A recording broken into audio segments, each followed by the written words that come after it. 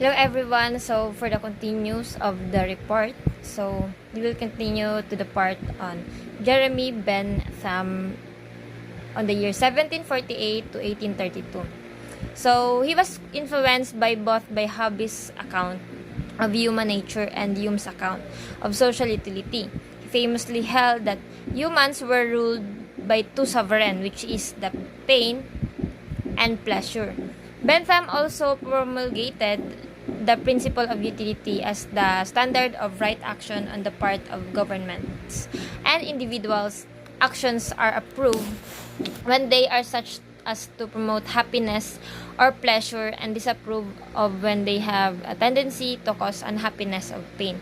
Syempre, sa tong life man jud kay kuan ka nang approve jud kayo if kuan ka nang if we do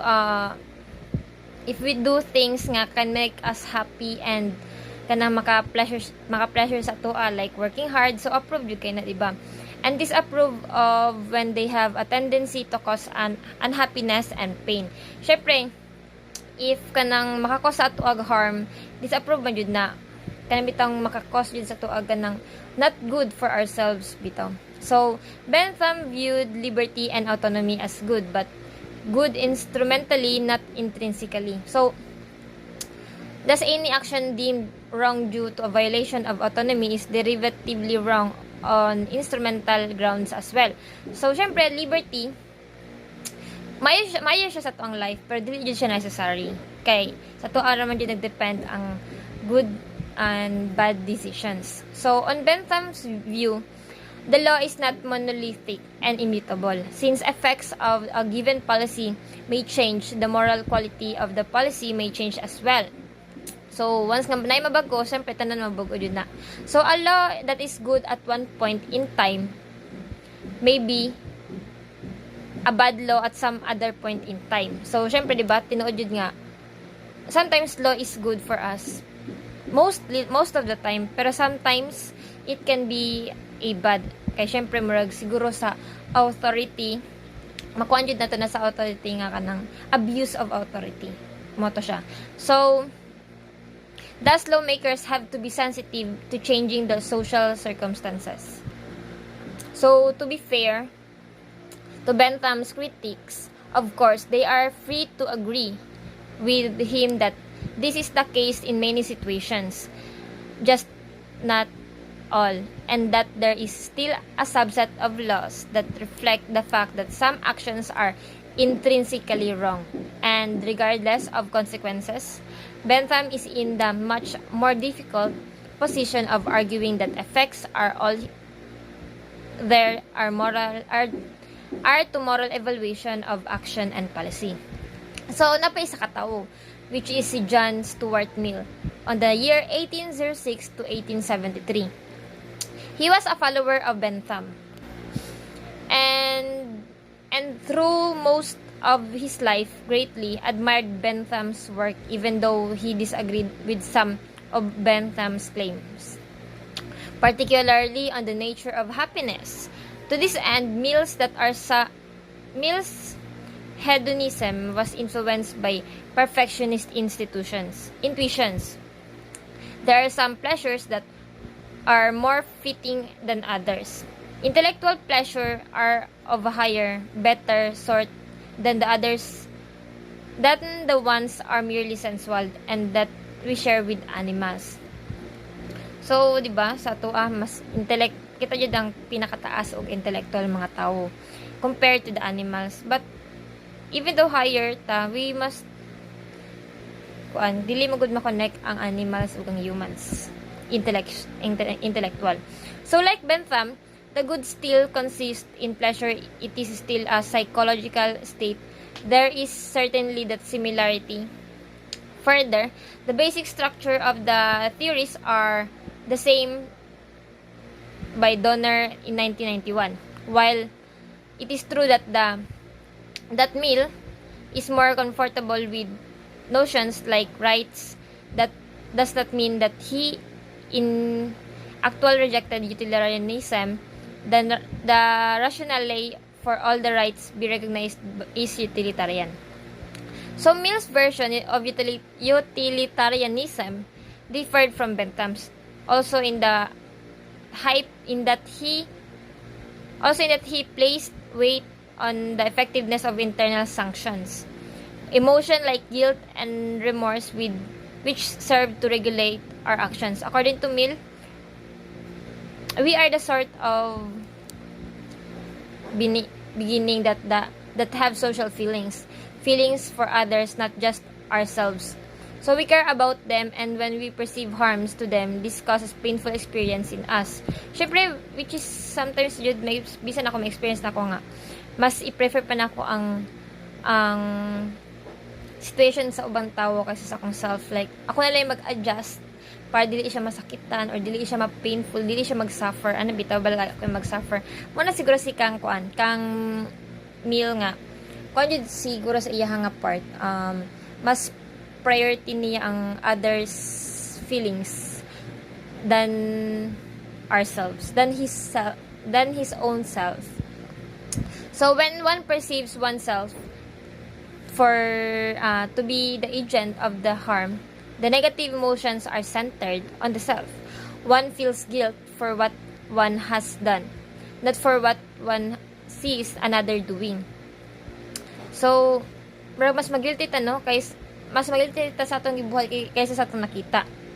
Like, eternal forms of punishment, internal sanctions, are instrumentally very important to appropriate actions. Mill also held that natural features of human psychology, such as conscience and sense of justice, and the right motivation. The sense of justice, for example, results from very natural impulses. Part of the sense involves a desire to punish those who have harmed others. And this desire, in turn, is as spontaneous outgrow from two sentiments, both in the highest degree natural: the impulse of self-defense and the feelings of sympathy. So, like Bentham, Mill sought to use utilitarianism to inform law and social policy. That the aim of increasing happiness underlies his arguments for women's suffrage and free speech. We can be said to have a certain rights then, but those rights are underwritten by utility. If one can show that a purpose, right, or duty is harmful, then one has shown that it is not a genuine. Syempre, if we do the things nga talaga nga right siya and kinahanglan siya pero makaharm siya, it is not a genuine duty, which is dili siya pure. Like, mura siguro na blackmail lang ka mo na nabuhat ni mo to siya, ano bito. So in utilitarianism, Mill argues that virtue not only has instrumental value but is constitutive of the good life. A person without virtue is morally lacking and is not as able to promote the good. So, di ba kang ganiha kang Bentham kay kuan ka ng sa to? Good instrumental pero dili siya importante, pero kang Mill dili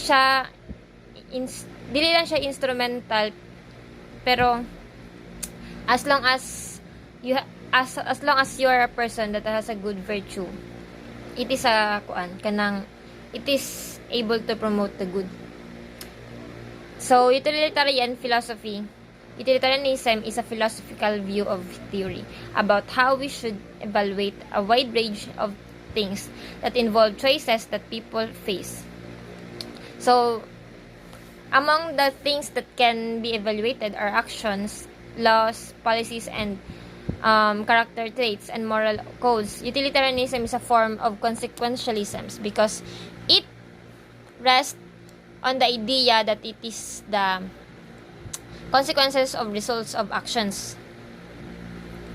So whether they are good or bad, right or wrong, in general, whatever is being evaluated, we ought to choose the one that will produce the best overall results. In the language of utilitarians, we should choose the option that maximizes utility, the action or policy that produces the largest amount of good. So utilitarianism is generally held to be the view that the morally right action is the action that produces the best. So, sa utilitarianism, so ma-promote na to siya nga, ang best jud, ang goodness, mo jud siya ang best. Nga dapat mo jud na siya imong buhaton, kay mo jud na siya ang pinakamaayo, o pinaka, to the max bitaw na ganun. So, one thing to note is that the theory is a form of consequentialism. The right action is understood entirely in terms of consequence produced. So, syempre, consequentialism. So, makuha nyo din mo kung unsay mapadulungan nimo if gibuhat nimo na siya nga kuan. So, kung gibuhat nimo maayo, syempre, ang imong consequence ato is maayo po, di ba? So, mo nang pinakakuan kay mas gikuan magula to gi-focus ato ang consequences nga mahitabo if mao ni ang imong buhaton sa karon. Ana bitaw. So utilitarianism is the idea that the moral worth of an action is solely determined by its contribution to overall utility. In maximizing happiness or pleasure are some assumed among all people. So it is then the total utility of individual which is important here. The greatest happiness for the greatest number of people. So, muna siya nga, happiness. Maruba ko magandang din mo sa utilitarianism, di ba pareha ko nga ang happiness ug ang kuan is mas, ang action nga can make you happy and pleasured is the good thing. So, which is mo jud yung buhaton, which is sa utilitarianism, which is ang consequence atong gilantaw, we must makakonect nimo ang happiness. So, ang naging niya na greatest happiness for the greatest number of people. So, utility after which we do also. Utilitarianism starts from the basis that pleasure and happiness are intrinsically valuable. That pain and suffering are intrinsically disvaluable. So, mo to diba sa kuan ganiha mas giko na to ang good. Ang mga actions nga mas approve, di ba, ang kuan mas i-approve ang value ang good actions rather than sa kuan sa wrong actions. So dili na pod sa laing nga kuan. So utilitarianism mas valuable ang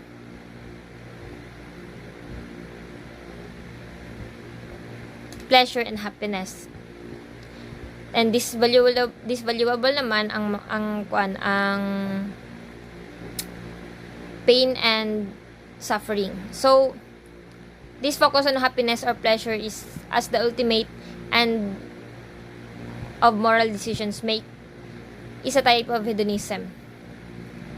So utilitarianism support equality by the equal consideration of interest, and they reject any arbitrary distinctions as to who is worthy of concern and who is not, and any discrimination between individuals. However, it does accept the idea of declining marginal utility, which recognizes that the same thing further the interest of a well-off individual to a lesser degree than it would the interest of a less well-off individual.